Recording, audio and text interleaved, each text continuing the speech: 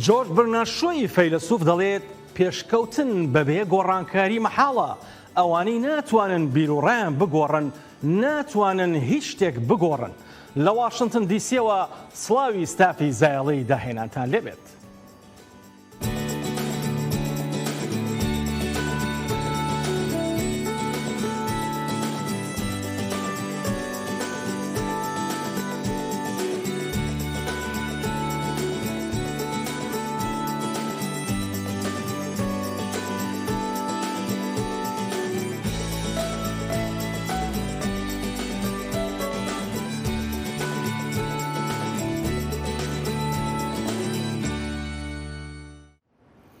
بە وتەی گابریل فۆرستەر ئەندازیاری دیجیتەڵی 40,000 فەڕەنسی لە هەموو فەڕەنساوە دەگەنە پورتوگال. هەزاران فەڕەنسی دیکەش لە جەزائیرەوە دێن.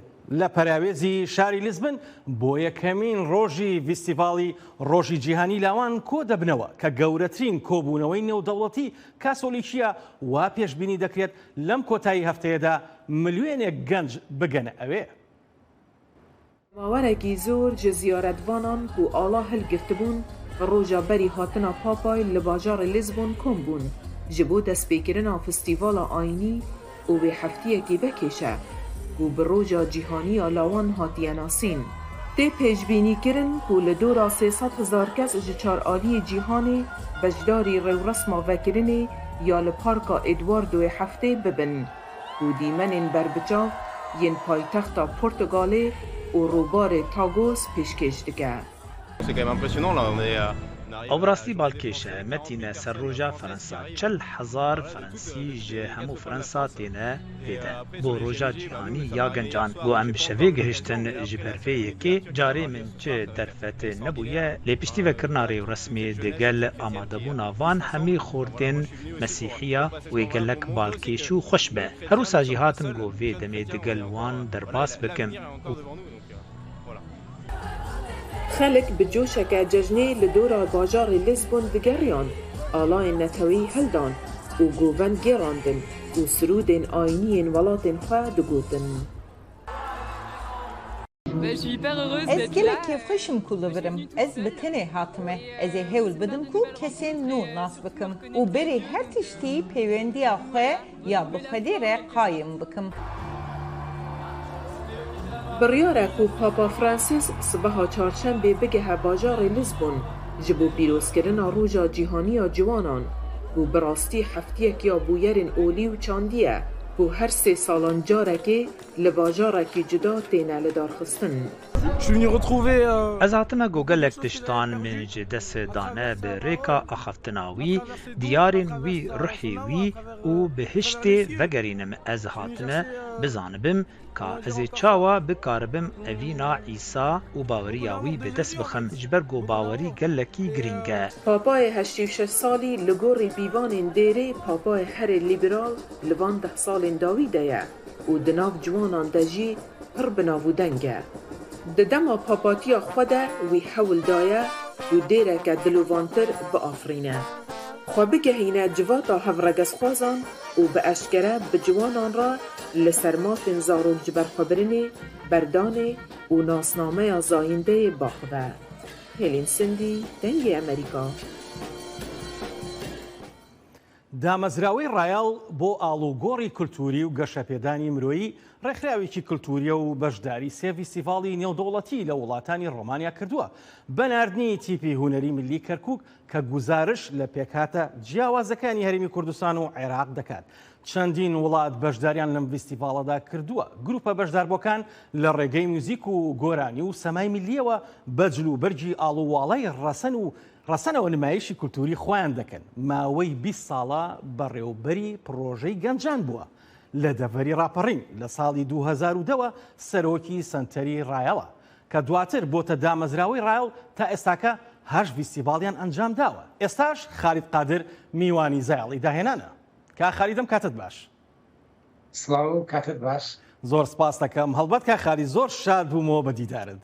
زۆر دەمێکە من بیرمە ساڵێکیان زۆر دەمێکەوە ئەزام 13-14 ساڵ لەمە بەربوو لەگەڵ دلاوەر قەرەداخیە هاتین بۆ لای ئێوە کۆڕێکی کاک دلاوەر هەبوو زۆر خۆشحاڵ بووم بە جۆش و خرۆشی ئەو خەڵکە هەم بۆ کۆڕەکە هەم بۆ بابەتی ئەدەبی و بابەتی کولتوری و فەرهەنگی.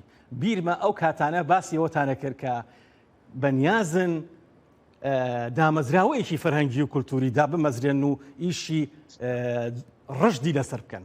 زۆرم پێخۆشە باسی دامەزراوەکەمان بۆ بکەن.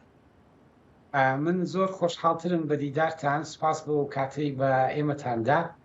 ئێمە لە ساڵی 2010 بەهۆی بۆشاییەک لە بواری گەشەپێدانی کللتوری کارمان لەسەر دامەزراوەیەکی کللتوری کرد بە ناوی سنتەری ڕایال و خەمی ئەنجامدانی فیستیڤاڵی کللتوریمان بە پلەی یەکەم گرتەشان بۆ ئەوەی بتوانین وڵاتان بانکەین خەڵکی ئێمەش لە کوردستان فەرهەنگی ئەوان ببینێ. هەنگاو بە هەنگاو هەوڵماندا دامەزراوەکەمان فراوان بکەین.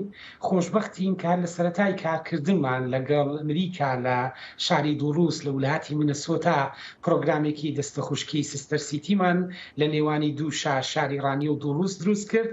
پرۆگرامێکی ئاڵوگۆڕی کللتوری فراوان لە نێوانی هەردوو شاردا دەست پێکرا کە تا ئێستا بەردەوامە. جیانەوە بیرکردنەوە لەوەی چۆن ئێمە بتوانین هونەر و کللتوری خۆمان بە وڵاتانی دی بناسێنین. ئەمە یەکێکە لەو ئامانجە سەرەکیانەی کە لەگەڵ هاوڕێیانم لە ناو دامەزراوەکەمان کاری تێدا دەکەین.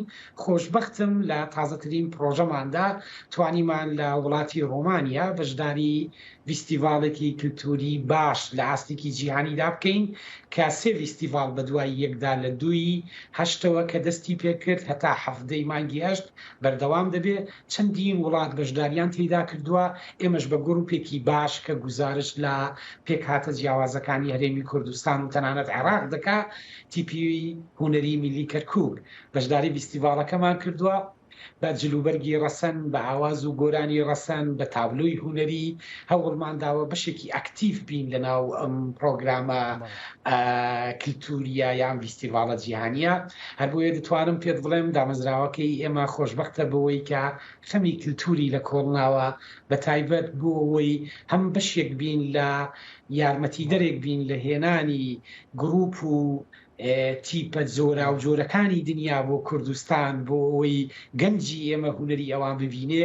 هەمیش دەواازەیەک بکەینەوە بۆ ئەوەی ئەم تیپە هونەریانەی کە ئێمە هەمانە بەشداری ئەم فیستیڤاڵانە بکەن کە پێمان وایە ئەمە دەستپێکێکی ئێجگار گرنگ دەبێت بۆ داهێنانی زیاتر. تۆ کاتێک تێکەڵی کللتوری دی دەبی جیاوازیەکان دەبینی ئەلەو کۆنتاکتەیەکە گەشەپێدان دەبێتە بنەمایەک، داهێنان دەبێتە بنەمایەک کە بێشک ئامانجی سەرەکی دامەزراوەکەمانە. بەڵێ کا خالید هەڵبەت کۆکردنەوەی کللتورە جیاواز و فەرهەنگە جیاواز و نەتەوە جیاوازەکانی کەرکووک یان عێراق یان هەرێمی کوردستان کە بۆ خۆی عێراق پڕە لە کللتوریشی دەوڵەمەند و کللتوریشی هەمەڕەنگە. بەڵام چەند سەختە ئەم کللتورە هەمەڕەنگە کۆ بکرێتەوە لە دامەزراوەیەکی وەکو ئێوەیە هاوکات ئەم هەموو کللتورە ببن بۆ وڵاتێکی وەکو ڕۆمانیا و بەشداری بکەن لە فیستیڤاڵێکی گەورەی جیهانیە. زۆر سپاس بۆ پرسیارە.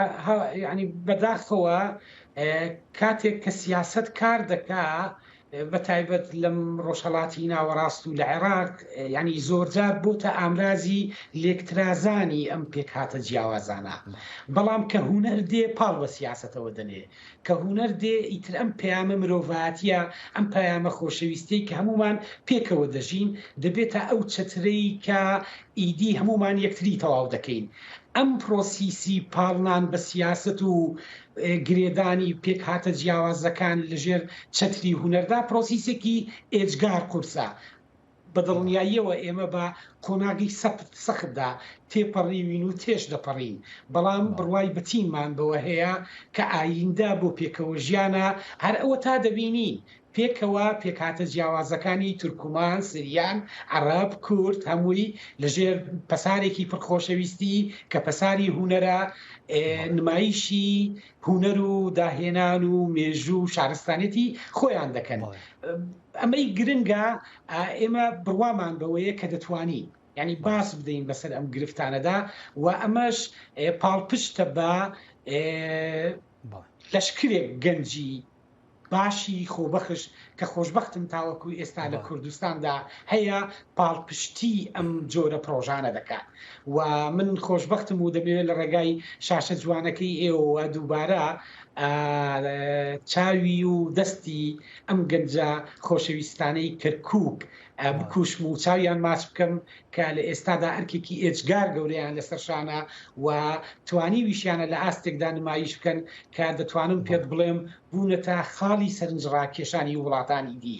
یعنی ئێستا لە ناو تابلۆیەکی گەورەدا کە چەندین وڵات تێیدا بەشدارە ئەوە تا گەنجانی ئێمەش بە هەموو پێکاتەوە ڕەنگ جیاوازەکان دەڵێن ئێمەش هەین، ئێمەش خاوەنی مێژوویەکین، ئێمەش دەتوانین داهێنان بکەین. بەڵێ بە دڵنیاییەوە کا خالید پێم خۆشە خۆت لەوێ بووی لە ڤیسیڤالەکە بوویت، پێم خۆشە بۆمان باسکەی بۆ بینەرانی دەنگی ئەمریکا چۆن ڤیسیڤالەکە بەڕێوە چوو هاوکات ڤیسیڤالەکە بە بەشداری کولتورە جیاوازەکانی عێراق و کەرکووک و هاوکات کورد هەمی پێکەوە چەند پڕبایەخ بوو بۆ ئەوان، چەند سەرنجڕاکێش بوو بۆ ئەوان.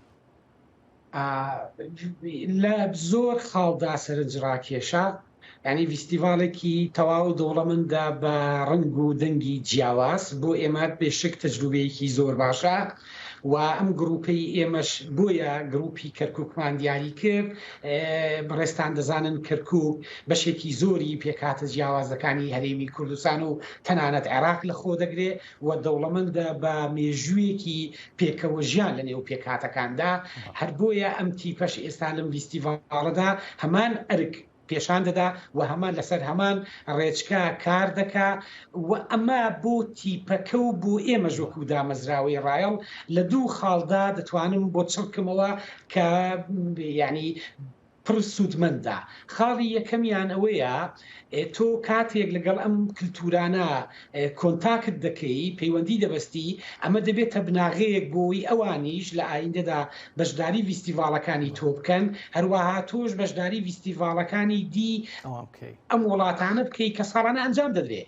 بۆیە ئێمە هەرزوو لە ناو فیستیڤالەکە ینی خاڵێکی دڵخۆشکەرمان هەست پێ کرد ئەوەیە کە دەرگایەک بەڕووی ئێمەدا کراوەتەوە بۆی بتوانین ڕایەڵەیەکی باش بین بۆ گروپەکانی دی هەرێمی کوردستان، بۆی بەشداری فیستیڤالەکانی دی بکەن لە وڵاتانی دی کە جەنابتان دەزانن گروپەکانی ئێمە زۆر بەداخەوە ینی نەکراوتە خەم، ینی خەمی کللتور و خەمی گەشە پێدانی ئەم پێکاتە کللتوریە نەبووتە خەمێکی گەورەکە پاڵپشتی بکردرێن بۆی بتوانن بەشداری فیستیڤالە گەورەکان بکەن، بۆی بتوانن گەشەی زیاتر بە توانە هونەریەکەی خۆیان دەر بەتەکید ئەلەم خاڵەدا بۆ ئێمە زۆر دەوڵەمەندە.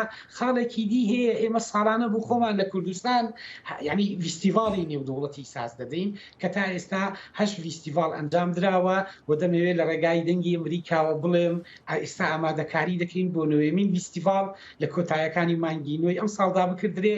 ئەوێ ئەزمونێکی دەوڵەمەندتری دا بە ئێمە بۆی ئێمە ئەو ساڵ هەوڵ بدەین کوالیتی فیستیڤالەکەمان چەند ستەی پێکبەرینە پێش و هەر بەو ئامانجەش کار دەکەین. لێرەشەوە بە جەناب دەڵێم کە تیمەکەمان دەستی بە ئامادەکاری کردووە. تەمەنا دەکەم هەم ئەم ڕایاڵە باشە بین بۆ ناساندنی تیپە هونەریەکانی ئێمە و هونەر و ڕەسەنایەتی کورد و پێکاتە جیاوازەکانی هەرێمی کوردستان بە دەرەوە هەمیش ئەوان ببینە دەواازەیەک بۆ هێنانیان بۆ کوردستان بۆی گەنجی ئێمە ئەوان ببینێت کە جیاوازیە جوانەکانمان لەکوێدا دەتوانێت بێتە خاڵێکی داهێنان. بەڵێ بە دڵنیاییەوە کا خالید هەواڵێکی خۆشت پێەیە پێم خۆشە بە کورتی لە کۆتایی بەرنمەکەیە بە بینەرانی دەنگی ئەمریکای بڵێ.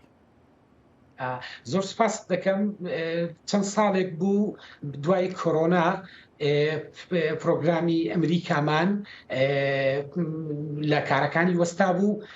خۆشبەختانە ئێستا دەستمان بە پرۆگرامەکە کردوتەوە و لە نزیکترین کاتدا دەواازەیەکی باشی پرۆگرامی ئاڵوگۆری کللتوری لەگەڵ منەسۆتا دەست پێ دەکەینەوە. هەروەها دەمەوێت لێرەشەوە پێت بڵێم جیاواز لەوەی ئەمریکا کار دەکەین بۆەوەی چەند گروپێک لە کوردستان بە تایبەت تیپی هونەری ملی سلێمانی لە ئایندەیەکی نزیکدا بەشداری فیستیڤاڵێکی تری نێودەوڵەتی بکات. بەڵێ زۆر سپاس دەکەین بۆ کاتی پێت بەخشین کا خالید هەڵبەت باسکردنی ئەم بابەتە چەندین بەرنامەی ئەوێ. زۆر سپاس بۆ کار و چالەکەکانتان. سپاس بۆ ئێوە. هەر بژین. با بڕۆین بەرەو کەنەدا. سەماکاران بە جلوبەرجی ئاڵووەڵاوە لەسەر شەقامەکان سەما دەکەن. هەفتەی پێشوو بەناو تۆرنتۆدا سەمایان دەکرد. ئەمە بەشێک بوو لە فیستیڤاڵەکە کە 5 ڕۆژ دەخایەنێت کە دەگەڕێتەوە بۆ کولتوری کاریبی و ڕێزێنانێکی فەرهەنگیە. بڕوانە ئەم فیستیڤاڵە لە کەیەکەوە ساز دەکرێت. سەماکاران بە دەمامکەوە لەسەر شەقامەکان سەما دەکەن و ڕەنگی جلوبەرگەکانیان ئاڵووەڵایە. هەفتەی پێشوو بەناو تۆرنتۆدا سەمایان دەکرد. ئەمە بەشێک بوو لە فستیڤاڵەکە کە 5 ڕۆژ دەخایەنێت کە دەگەڕێتەوە بۆ کولتوری کاریبی و ڕێزلێنانی فەرەنگیە. لە کاتی نمایشە گەورەکەدا 12 گروپی مۆسیقیان دەژەن تا ببنە براوەی کێبڕکێکە بۆ بەدەستێنانی نازناوی گروپی سەرەکی. هەرتی پێک بە یاوەری فلوت و سەماکاران بە جلوبەرگی ئاڵووەڵاوە بەشداری دەکەن. ئەو کچێکی باربی بووە، منیش کچێکی باربی بووم. لەبەر ئەوە بۆیە بەڵێ زۆر کەس لەوە تێناگەن تێڕوانینی هەڵەیان هەیە سەبارەت بەوەی کە باربی نوێنەرایەتی چی دەکات. هێزێکی زۆر هەیە لە کچێکی باربیدا ئەگەر بزانیت چۆن بەکاری بهێنیت. چەند گروپێک کە بەشداریان لە ئاهەنگەکانی ئەمساڵدا کردووە ڕایانگەاندووە لە فیلمەکانەوە ئیلهامی جلوبەرگەکانیان وەرگرتووە وەکو فیلمی ئاڤاتار و فیلمی باربی کە بەم دوایانە بڵاوکرایەوە. کەشێکی نایاب و سەرنجڕاکێشە دەتوانم چێژ لەوە وەرگرم کە کەنەدیەکان و تۆرۆنتۆ پێشکەشی دەکەن. هەر بۆیە ساڵانە دەگەڕێمەوە بۆ فیستیڤاڵی نمایشی ماسکەکان پلەیماس. ئەم ئاهەنگە ساڵانە لەم وەرزەدا ساز دەکرێت و لە ساڵی 1960ەوە لە وڵاتی کەنەدا دەستی پێکردووە. باشترین میوزیکاڵی نوێی خاوەن خەڵاتی ئۆلیڤەر لە ساڵی 2022دا کتێبێکی باب گەیڵە. مۆسیقا و تێکستی نوێی ئالەن سیلڤسترە کە خاوەن خەڵاتی ئێمی و گرامیە. ئەستێرەکانی فیلمە ئۆریژناڵەکە لە مانگی حەودا بەشداری لەم فلیمەدا دەکەن. هەموو داهاتەکەی ئەم فلیمە بۆ دامەزراوەی مایکل جەی فۆکسە لە پێناو توێژینەوە لەسەر نەخۆشی پارکینسن.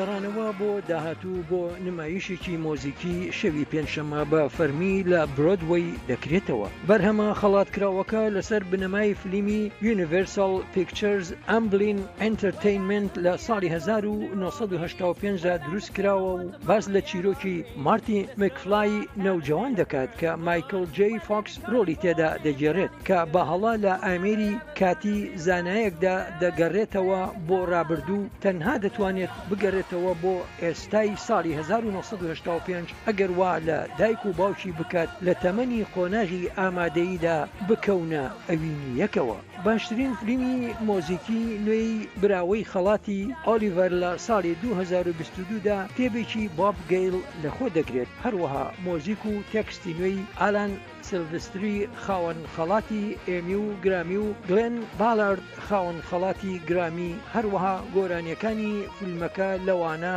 The Power of Love لەگەڵ جۆنی بی گود. ئەستێرەکانی فلیمی مۆزیکی براوەی خەڵاتی تۆنی وەک ڕۆجەر بار کە ڕۆلی دۆک براونی دەبینی، کەیسی لایکس کە ڕۆلی مارتی مکفلای دەگێڕا، هەروەها هیو کۆلس ڕۆلی جۆرج مکفلای دەبینی و لیانە هەند لە ڕۆلی لۆرین بینس و جیلانی ڕێمی و هەروەها ئەنتانیال حاکمن. دەرێنانی بەرهەمەکە لەلایەن جۆن ڕادۆوە بوو ئەوەی براوەی خەڵاتی تۆنیە. ئەستێرە ڕەسەنەکانی فلیمەکە لە مانگی حەودا ئامادەی نمایشێکی تایبەتی پێشوەختی پیشاندانی بەرهەمەکەیان کرد. هەریەک لە مایکل جەی فۆکس و کریستۆفەر لۆید و لی تۆمسن هەروەها دەرێنەر ڕۆبرت زیمیکس بەشداریان لە نواندنە نوێیەکەدا لە نیویۆرک کرد و دوای نواندنەکە بەرهەمهێنەرەکە میوانداری ئاهەنگێکی لەگەڵ مەزادێکدا کرد. هەموو داهاتەکەی درا بە دامەزراوەی مایکل جەی فۆکس بۆ لێکۆڵینەوەی نەخۆشی پارکینسن. سمکو عزیز، دەنگی ئەمریکا. فیلمی باربی تەنها لە ماوەی 3 هەفتەدا 1 ملیارد دۆلار داهاتەکەی بوو. بەمەش پێوانەیەکی دیکەی شکان بۆ دەرهێنەرە ژنەکان لە مێژووی مۆدێرنی باکس ئۆفیسدا. تەنها 53 فیلم زیاتر لە 1 ملیارد دۆلاریان بەدەستهێناوە. فیلمی باربی گەورەترین فیلمە کە لەلایەن یەک ژنەوە دەرهێنراوە. چەند فیلمێکی دیکەش لەم چەند هەفتەیەدا توانیان بینەرێکی زۆر لە خۆیان کۆبکەنەوە. گێڕاو لە ماوەی 3 هەفتەدا 500 میلیۆن دۆلاری لە ئاستی جیهانیدا تێپەڕان. ئێستا یاریزانانی لەندەن دەتوانن تواناکانیان لە بەرامبەر 50 ساڵی یاریە ڤیدیۆیەکاندا لە پیشانگایەکی نوێ و هەمیشەیی لە مۆزەخانی زانستی شارەکەدا تاقیب بکەنەوە. یاریە دیجیتاڵیەکان نەک هەر بۆتە کللتورێکی ڕۆژانەی گەنجان و مناڵان بەڵکو ساڵانە لە جیهاندا پێشبڕکەی گەورەی بۆ ساز دەکرێت. ئەم پێشەنگە نوێیە بە ناوی پاوەر ئەپ ئاهەنگێکی سەر و سەوداکردنی باشترین و هەرە کاریگەرترین یاریەکانی ڤیددیۆیە لە ساڵی 1976ەوە هەتا ئێستا. ئەم میوانانە دەست و پەنجەی خۆیان لەگەڵ هەیڵۆ تاقی دەکەنەوە، ئەوەی ئەکسبۆکسی ئایندەی یەکەم دیاردەی کەسی تەقەکەرە. مارک کاتمۆر کە یاریزانێکە و بەرپرسی کاروباری ئەزمونە بازرگانیەکانە لێرە یارمەتی لە سەرپەرشتیکردنی پێشەنگاکە دەدات. جایمە لەو باوەڕەداین ئەوەی کە دەست و پەنجەمان لەسەر ئەم ئەزمموی یاریکردنەیە ئەوەی گەلەریەکی هەمیشەیی لە مۆزەخانەی زانست و ئاهەنگێکی ڕاستەقینە بۆ مێژویاریەکانی ڤیددیۆ. ئێمە لەم شوێنەدا پتر لە 160 لە ئامێرەکانی گەمەکردنمان هەیە کە بە درێژایی 50 ساڵە بۆ یاریەکانی ڤیددیۆ بەکاردێن و هەمووشیان کار دەکەن. ئەمە ڕێکخستنێکی 16 یاریزانە کە تێیدا خەڵک پێکەوە دەتوانن هەمان یاری بکەن. خۆش تەنها یەکێکە لەو ناونیشانانەی کە لە مۆزەخانەی زانست لە لەندەن نمایش کراون. ئەوە تەواو جیاوازە لە یاریەکانی یاری ڤیددیۆ. لە یاریەکەدا تو تەنها بە زۆری کۆمەڵەیەکی هەڕەمەکی لە ئامێرە جوازەکان یاریکردنت لە بەردەستدایە. لە ڕاستیدا ئەمە شوێنێکی ڕێکخراوە. ئێمە بیرمان لە مێژووی یاریە ڤیددیۆکان کردوێتەوە و دەمانەوێت چیرۆک بگەڕێنەوە و هانی خەڵک بدەین. بە دڵنیاییەوە ژمارەیەک ئامێری یاریکردنی ڤیددیۆیی هەن کە پڕن لە یاریە ڤیددیۆیەکان، بەڵام پاوەر ئەپ یاریەکان لە پانتایی 20 بابەتدا ڕێک خستووە. هەروەها مێژووی کاتی یاریەکانی لە ڕێڕەوێکی کاتیدا هەر لە ساڵی 1976ەوە هەتا ئەمڕۆ ڕێک خستووە. لەوانە یاریە کۆنەکانی وەک پۆنگ یان مانیک ماینەر ئەوەی لە ساڵی 1983 لە کۆمپیوتەری ماڵ بە ناوی ZX Spectrum بڵاو کردەوە. یاریەکان لەم ڕۆژانەدا زۆر گەرنگە بۆ ژیانمان. پێشەسازیەکی زۆر گەورەیە کە فیلم و مۆزیکی تێپەڕاندووە. پێشەسازیەکی ئستیئەمیە. پێشەکان لە یاریکردندا بە شیوەیەکی ئەوپەڕی هەمەجۆران. هەروەها دەرفەتی سەرسوڕهێنەر هەیە بۆ گەنجان بۆ دوزینەوەی پێشەیەکی سەرسوڕهێنەر کە بتوانێت بە ڕۆژیانێکی سەرسوڕهێنەریان بەرێت. مۆزەخانەی زانست زۆرجار لە پێشەنگاکانیدا سنگ دەخاتە سەر پێکەوە سەر و سەوداکردن و هەروەها بە دڵنیاییەوە پاوەر ئەپ ئەزمموونێکی گەیەنەرە بۆ کەسانی دیکە. یاریە ڤیددیۆیەکان بەشێکی گەورەی کولتوری ئەمڕۆیە و بە میلیۆنها کەس ئەنجامی دەدەن. هەروەها دەرفەتێکەیە هەتا گەشەکردنی یاریە ڤیددیۆکان بە درێژایی چەنداندەیە ببینی. لەبەرەوەی زۆربەی یاریەکان لە ئێستادا بە ئۆنلاین لەلایەن چەندان یاریزانەوە دەکرێن، هەر بۆیە هەندێک لە سەر و سەوداکردنی پێکەوەیی مرۆڤ لەگەڵ یەکتری بە درێژایی ساڵان لەدەستووە. بەڵام لێرە وان نییە. یاریزانان دەتوانن لە تەنیشت ڕکەبەرەکانیان دابنیشن و خۆشی لە بردنەوە لە یەکتری ببینن. سمکۆ عەزیز، دەنگی ئەمریکا. نمایشی سەمای هیپهاپ لە هەرێمی کوردستان بابەتێکی مشتومڕاوی بووە. بە تایبەتی کاتێک باز لە گروپەکان دەکرێت کە کچان و کوڕان تێیدا بەشدارن. کۆمەڵێک گەنج لە هەولێر دەڵێن دەیانەوێت ئەم سەمایە بکەنە شتێکی باو.